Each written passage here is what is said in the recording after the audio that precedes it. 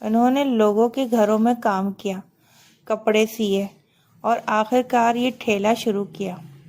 سلیم پڑھتا رہا، وہ ماں کا سہارا بننا چاہتا تھا۔ ایک دن شہر سے خط آیا۔ سلیم کے ایک فیکٹری میں نوکری مل گئی تھی۔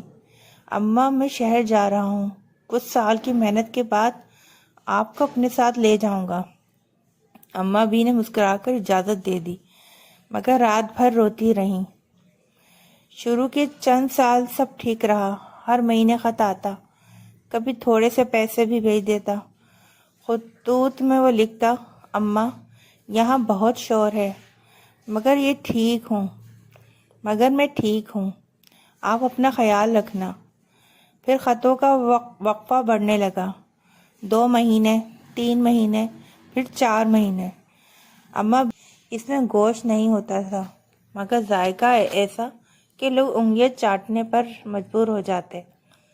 آلو، مٹر، گاجر، ٹماٹر اور خوشبودار مسالے، اور سب سے بڑھ کر ایک ماں کے ہاتھوں کی مٹھاس۔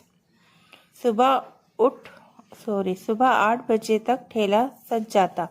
سب سے پہلے مزدور آتے اور کہتے، اماں آج ادھار لکھ لینا۔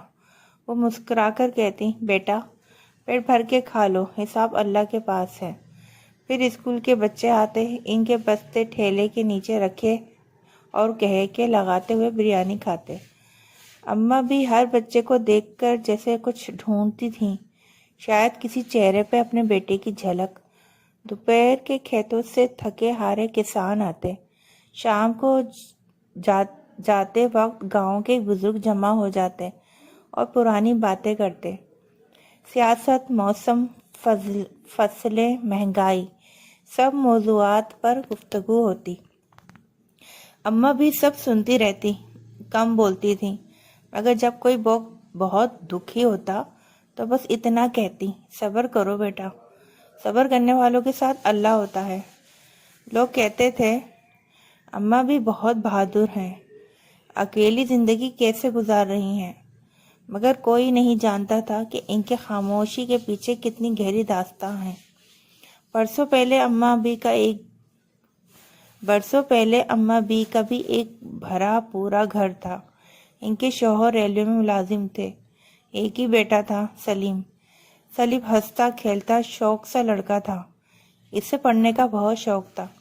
اماں بھی اکثر کہتی تھیں، میرا بیٹا بڑا افسر بنے گا، مگر قسمت کو کچھ اور منظور تھا۔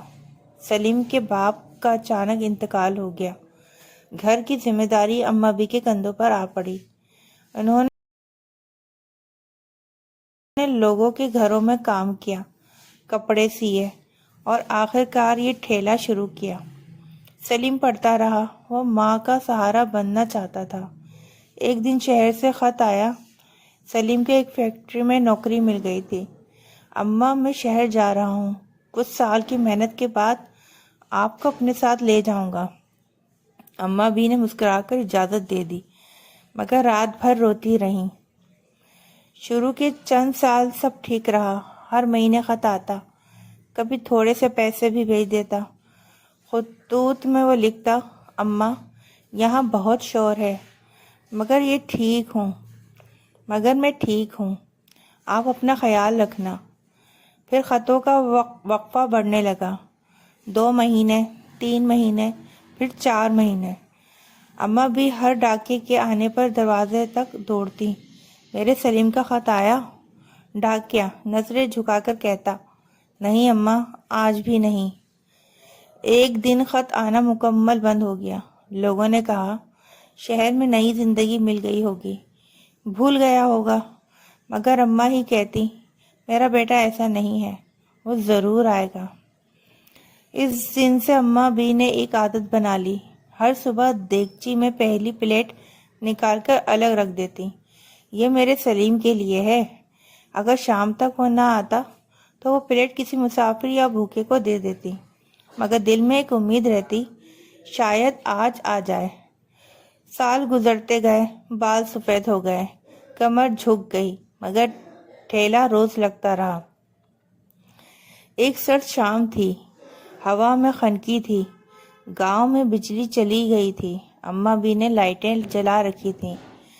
دیگچی میں بچی ہوئی بریانی کی خوشبو فضا میں پھیل رہی تھی۔ اسی وقت ایک آدمی آہستہ آہستہ چلتا ہوا ٹھیلے کے قریب آیا۔ اس کے کپڑے بوسیدہ تھے، داڑھی بڑی ہوئی، آنکھوں میں تھکن اور ندامت۔ وہ کچھ لمحے خاموش کھڑا رہا، پھر بولا، اماں، ایک پلیٹ بریانی ملے گی؟ آواز میں کپ کپاہٹ تھی۔ اماں بھی نے پلیٹ نکالتے ہوئے سر اٹھایا۔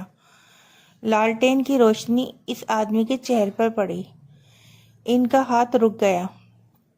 وہ آنکھیں، وہ پیشانی، وہی انداز۔ سلیم؟ آدمی کی آنکھوں سے آنسو بہنے لگے۔ اماں، میں واپس آ گیا ہوں۔ سلیم نے روتے ہوئے بتایا کہ فیکٹری میں حادثہ ہو گیا تھا۔ وہ زخمی ہو کر کئی مہینے اسپتال میں رہا۔ کاغذات کھو گئے، پیسے ختم ہو گئے۔ شرمندگی کی وجہ سے وہ رابطہ نہ کر سکا۔ پھر حالات ایسے بگڑے کہ وہ خود کو سنبھالنے میں سالوں لگا بیٹھا۔ میں ناکام ہو گیا تھا اماں، اس لیے واپس آنے کی ہمت نہیں تھی۔ اماں بھی نے اس کے ہونٹوں پر ہاتھ رکھ دیا۔ ماں کے پاس بیٹا ناکام نہیں ہوتا، بس زندہ واپس آ جائے، یہی کافی ہے۔ وہ اسے گلے لگا کر دیر تک روتی رہیں۔ اگلے دن گاؤں والوں نے دیکھا کہ ٹھیلے پر ایک نیا ہاتھ بھی کام کر رہا ہے۔ سلیم اپنی اماں کے ساتھ کھڑا تھا، دیگچی کا ہلا رہا تھا، پلیٹیں دھو رہا تھا، گھاکوں کو پانی دے رہا تھا۔ ٹھیلے کا نام بدل گیا۔ اب اماں ہی کی آنکھوں میں انتظار کی جگہ سکون تھا۔ وہ اب بھی ہر دن ایک پلیٹ الگ نکالتی، مگر اب کسی اور ماں کے بیٹے کے لیے، جو شاید کہیں بھٹک رہا ہے۔ کبھی کبھی زندگی ہمیں دور لے جاتی ہے، مگر ماں کی دعا راستہ دکھا دیتی ہے۔ اور کچھ انتظار ایسے ہوتے ہیں جو وقت سے نہیں، محبت سے جیتے جاتے ہیں۔